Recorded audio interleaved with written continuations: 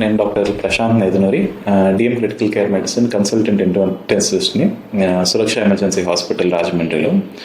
నాకు తరచుగా వచ్చే ప్రశ్న ఒకటి సమాధానం ఇద్దాం అనుకుంటున్నాను. మొన్న జరిగిన ఆర్సీబీ ఇన్సిడెంట్, ఎక్కడైతే తొక్కిసలాట జరిగిందో అది మన దేశాన్నే కొంచెం దిగ్భ్రాంతికి కలిగేసింది.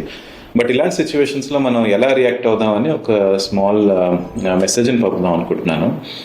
వెన్ ఎవర్ వి ఫైండ్ అంటే ఒక పేషెంట్, ఒక మనిషి అన్కాన్షియస్లో ఉన్నాడు అంటే మనం తీసుకోవాల్సిన కొన్ని స్టెప్స్ ఉన్నాయన్నమాట. వెంటనే మనం చెక్ చేయాల్సింది ఏంటంటే పల్స్ ఉందా లేదా. ఒకవేళ పల్స్ లేదు, పేషెంట్ రెస్పాన్సివ్గా లేడు అంటే వెంటనే మనం కార్డియోపల్మనరీ రెసిస్టేషన్ అంటే సిపిఆర్ అనేది వెంటనే ఇవ్వడం ద్వారా మనం ఆ ప్రెషస్ మినిట్స్ కాపాడగలిగిన వాళ్ళం అవుతాం.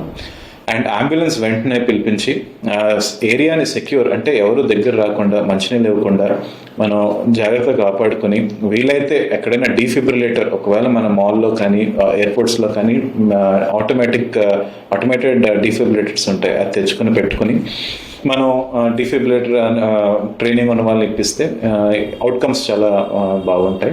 బట్ ఒక సిటిజన్గా మన రెస్పాన్సిబిలిటీ ఏంటంటే ఫస్ట్ పల్స్ చూసి రెస్పాన్సివ్గా లేకపోతే సిపిఆర్ ఇచ్చి వెంటనే అంబులెన్స్కి పిలిచి పేషెంట్ని నెక్స్ట్ మన నియరెస్ట్ ఎమర్జెన్సీ హాస్పిటల్ షిఫ్ట్ చేయడం చాలా ముఖ్యం. Thank you.